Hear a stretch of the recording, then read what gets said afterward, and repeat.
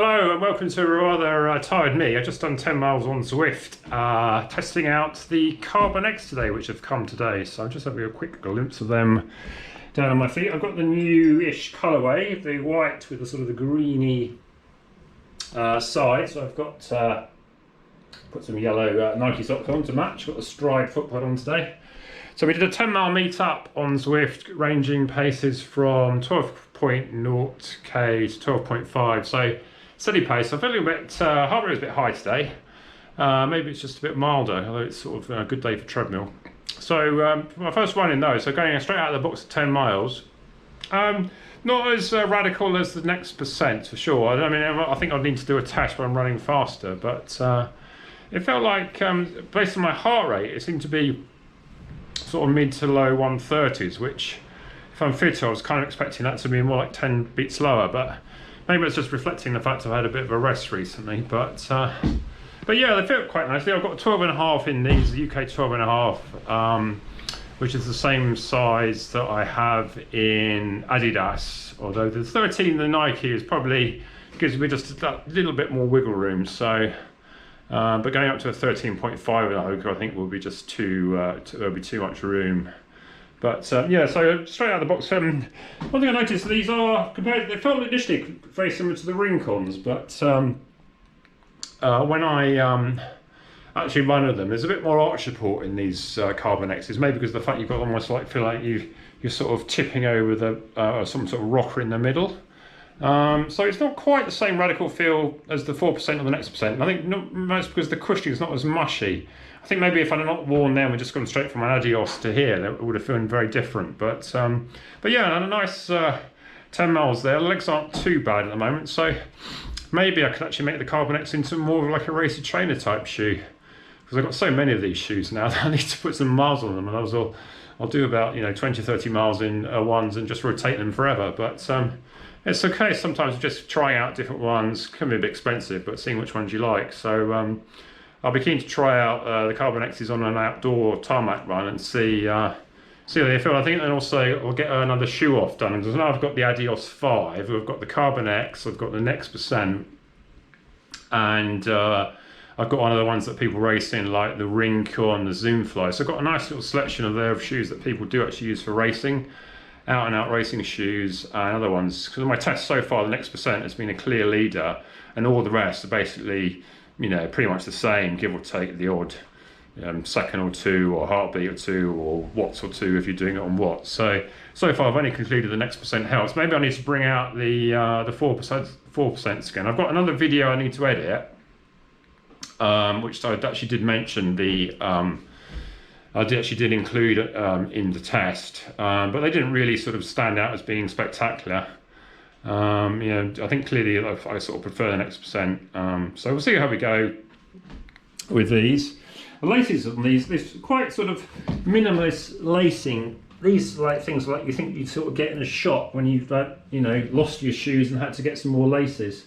The upper is very thin on these, which is quite nice because it's sort of just that feel, a lighter feel, and the tongue's pretty minimal as well. So it's kind of like a pared down shoe with all the sort of cushioning basically going on at the bottom.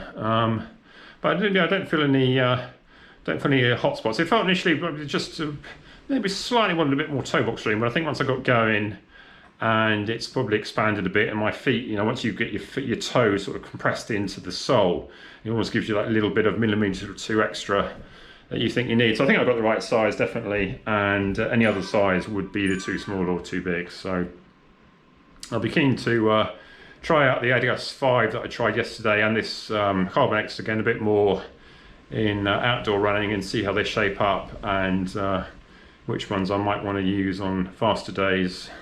And equally, which ones when you're going to use on slower days, because I mean, all the time you say, well, okay, we need to have a heavy shoe for an easy day, but why do you make easy days harder? You make easy days easy for yourself because they've got more cushioning.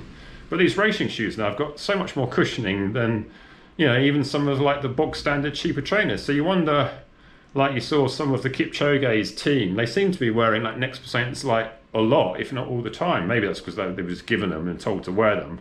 That's one thing you need to factor in on these sort of professional sort of shots and stuff. But it does make you wonder, because I wore the Next Percents for an hour on Sunday doing marathon pace, and it's although it's going faster, it wasn't hard because it was marathon pace, but it felt as if that was just a nice shoe to run that sort of time in. Today I was starting to think, well, you know, am I actually used to the slight rocking sensation you get in these carbon shoes? But you know, if I say out of the box, I mean, years ago you've never worn a shoe for 10 miles straight out of the box. You'd have blisters galore, at least I used to do anyway. So in that sense, you know, shoes have come a long way. Maybe a bit more discerning about what you actually think is going to fit before you actually go and put your money down. But anyway, so a very quick, well, not very quick now, she's going on for 6 minutes, chat about the Carbon X's from a first point of view. There is me on Zwift. That's my Zwift station. That's like an all-in-one PC, and I've got OBS here on the other side. I'm broadcasting this over YouTube Live, so you probably get this twice if you listen on that, and Facebook. So it's like dual stream. I seem to get more, although I haven't got many followers yet.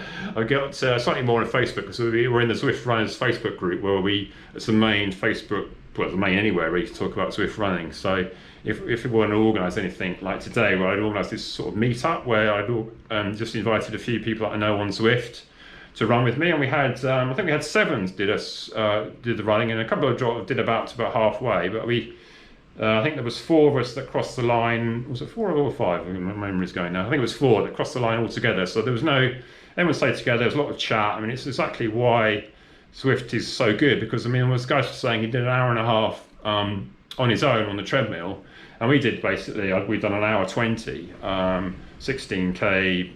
10 miles, and that time, although it's obviously, you know, when, you know, it's still running for a long time, you know, it just helps to pass the time. And we up the pace 0.1 every 500. So we started off at 11k for a warm-up for a k, then we went to 12k, every 500 we went up 0.1 to 12.5, and then we came down again every 500. So we go just oscillating 12.0 to 12.5, back to 12.0, and then I think we finally actually sort of came across the line doing 12.1, 12.0. So, you know, it's a nice little steady run without ever actually pushing yourself, which problem with treadmill running sometimes, that you also feel you want to push on, and you start off slow and you get faster and faster, and by the end you often feel like you're racing it.